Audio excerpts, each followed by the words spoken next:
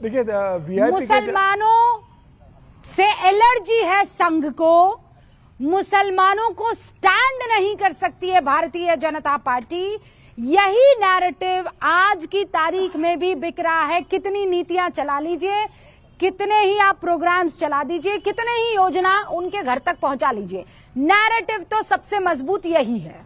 देखिए वीआईपी के देव ज्योति लगातार संघ पर आरोप लगा रहे थे कि भाई ये जहर की फैक्ट्री है, यहाँ पर किस तरीके से हिंदू राष्ट्र की बात की जाती है। तो हिंदू राष्ट्र तो ये है। और दूसरा मैं आपको ये बात भी बता दूं कि जो अटल बिहारी की सरकार थी तो अब्दुल कलाम को राष्ट्रपति बनाने में संघ की सहमति थी, और वो भारतीय जनता पार्टी थी जिसने एक मुसलमान को देश का राष्ट्रपति बताया। संघ कलाम और कसाब में फर्क बताता है। अगर कलाम हो तो आपका सम्मान होगा और कसाब होगा तो आपको फांसी होगी। ये मुसलमानों को तय करना है कि वो कलाम का सम्मान करे और कसाब से दूरी बना के रखे। और जितना सम्मान संघ ने मुसलमानों को दिया, मुस्लिम राष्ट्रीय मंच क्या काम कर रहा है? आज मुसलमानों के बाद मुस्लिम राष्ट्रीय मंच काम कर रहा है, लगातार मुसलमानों के बीच संघ लगातार काम कर रहा है। संघ प्रमुख मोहन भागवत मुस्लिम नेताओं से लगातार मिलते रहे, मस्जिद गए थे और प्रधान मोहन भागवत। मुझे एक सवाल का जवाब दीजिए समीर साहब, एक सवाल का जवाब दीजिए जो मौलाना अंसार रजा भी आपसे पूछ रहे थे और हम सब से पूछ रहे थे कि जो भी इस तरीके के जहर लगे, जहर बुझे तीर अपने बयानों के जरिए देते हैं, उन पर किसी तरह की कोई कार्रवाई करने से क्यों बचती है भारतीय जनता पार्टी? देखिए मुझे लगता है कि तो भारतीय जनता पार्टी का प्रश्न है, इसका जवाब प्रवक्ता जरूर देंगे। लेकिन मुझे लगता है जहां तक संघ की बात है, मोहन भागवत तो बहुत स्पष्ट कह चुके थे कि भाई हर आपको शिवलिंग के नीचे मस्जिद नहीं देखना है। इतना बड़ा बयान संघ प्रमुख अगर देते हैं और संघ प्रमुख कहते हैं कि सबको साथ लेकर चलना है, 140 करोड़ लोगों को लेकर चलना है। और 3 दिन जो विज्ञान भवन में मोहन जी का बौद्धिक हुआ था भी, उसमें तो उन्होंने बहुत स्पष्ट रूप में कहा। तो मुझे लगता है कि संघ पे इस तरफ से आरोप लगाना और भारतीय जनता पार्टी सबका विकास की बात करती है और भारतीय जनता पार्टी सबका साथ सबका विकास का काम करती है, सबको साथ लेकर चलती है। मुझे लग रहा है यही काट रहा है कि भारतीय जनता पार्टी को मिल रहा है। पहली बात तो मैं समीर जी से यह पूछना चाहता हूं कि किस अधिकार से इन्होंने ये कहा है कि ये हिंदू राष्ट्र है। और दूसरा, अगर सरसंचालक की गुलामी करनी है तो नागपुर में जाकर के कीजिए। आपने कहा हिंदू राष्ट्र, भारत हिंदू राष्ट्र है, हिंदू राज्य नहीं है। आप प्राइम मिनिस्टर से कहलवाइए, आप देश के प्रधानमंत्री से बड़े हैं क्या? भारत जिसका बहुसंख्यक है वो होगा, ये हिंदू राष्ट्र है। आरएसएस के गुलाम ये संघ प्रमुख भी कह चुके हैं, ये भारतीय जनता पार्टी भी कहती है। और आपको अपने सम्मान के साथ रहना है तो आप कांग्रेस और आरजेडी की गुलामीगिरी करना बंद कीजिए।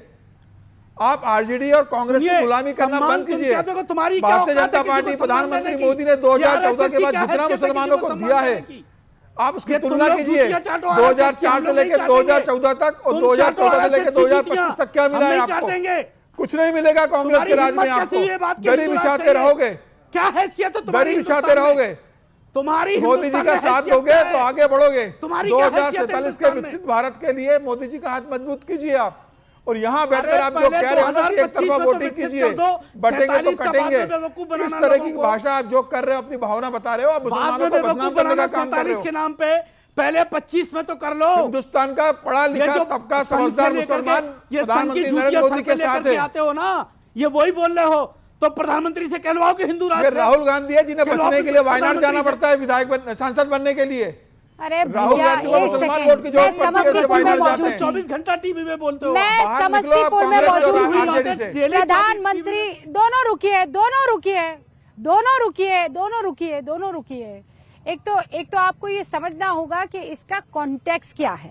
अभी मौलाना अंसार रजा, कुछ दिन पहले आप कह रहे थे कि संघ की बातों का हम वेलकम करते हैं, जो संघ ने कहा है वो वेलकमिंग है। आपने कहा था कि नहीं कहा था? अब अचानक आप इस पक्ष के हो गए हैं कि नहीं, वो जो है जहर फैलाने का काम कर रहे हैं। सर एक तो डिसाइड कर लीजिए, आप जुम्मा को कहीं और होते हैं और गैर जुम्मा को कहीं और होते हैं, है ना? नहीं, आपने नहीं कहा कि अच्छा संघ ये कह रहा है कि हर मस्जिद के नीचे आप जो है शिवलिंग नहीं तलाश सकते, ये वेलकमिंग नहीं है, ये ठीक नहीं है बयान। का सपोर्ट कहां से हो गया इसमें? संघ का सपोर्ट कहां से हो गया? जो सच्चाई वो सच्चाई है, नहीं, संघ का सपोर्ट नहीं है। वेलकमिंग का मतलब समझिए ना आप मौलाना साहब। अब मैं क्या हिंदी में बोलूं? बता दो कि संघ ने किसी मुसलमान का हमला किया हो। आप 100 साल के संघ के इतिहास में एक उदाहरण बता दो कि संघ का प्रचारक मुसलमानों पर हमला करते हुए किसी भी संघ के पदाधिकारी प्रचारक के ऊपर मुसलमानों का गलत बात करते हुए बयान आया हुआ हो। किसी संघ के प्रचारक ने या संघ के पदाधिकारी ने किसी मुसलमान के साथ मारपीट की हो, कभी बयान मुसलमानों के खिलाफ संघ के किसी पदाधिकारी का आया हो? आप एक भी बयान बता दीजिए। आप मोहन संघ भागवत के का एक बयान प्रवक्ता बता हैं दीजिए आप। या आप पत्रकार हैं? पहले तो ये तय कीजिए। ये आप बताइए ना, मैं पत्रकार के रूप में आपसे पूछ रहा हूं। अरे भाई वो क्या है वो बात बताइए ना मौलाना साहब। खुआइए नीचे, आप मुद्दे पर बात कीजिए ना। आरएसएस का गुलाम। आप जब वो आपसे सवाल पूछ रहे हैं तो आप जवाब नहीं दे रहे हैं। अरे आप पॉइंट पर जवाब दीजिए ना। आप बताइए ना कि हाँ संघ का ये आदमी है उसने मारा, संघ का ये आदमी है उसने इसकी हत्या कर दी, संघ का ये आदमी है उसने मुसलमान को खदेड़ दिया। आप बात ना बयान बता, अरे बयान छोड़िए आप। मैं चाहती हूँ आप पॉइंट दर पॉइंट बता दें। ये अभी इनको एक्सपोज कर देते हैं, हम लोग सब यहीं पे बैठे हुए हैं। बताइए ना अंसार रजा साहब, गिनवाइए आप, एक के बाद एक गिनवाइए। जहां जो कुछ हो रहा है वो सब संघ करवा रहा है। मैं तो कह रहा हूं उसको जो मुल्क में नफरत अरे हवा में बात कर लीजिए फिर। अरे भाई आरोप लगाने के लिए तो मौलाना अंसार रजा आपके ऊपर संघ आरोप लगा सकता है कि आप फला के कहने पर ये काम कर रहे हैं। आरोप लगाने में क्या है? कांग्रेस की सरकार में आपको कहा है, आदेश दिया, निर्देश दिया, इसीलिए आप ये काम करें। आरोप लगाने में क्या? आरोप तो कोई भी लगा सकता है। पश्चिम बंगाल में ममता बनर्जी की सरकार में एक भी मुकदमा संघ के प्रचारक के सबको जमा हुआ, केरल में एक भी मुकदमा दर्ज हुआ, कांग्रेस की सरकार में एक भी किसी संघ के स्वयंसेवक पर मुकदमा दर्ज हुआ?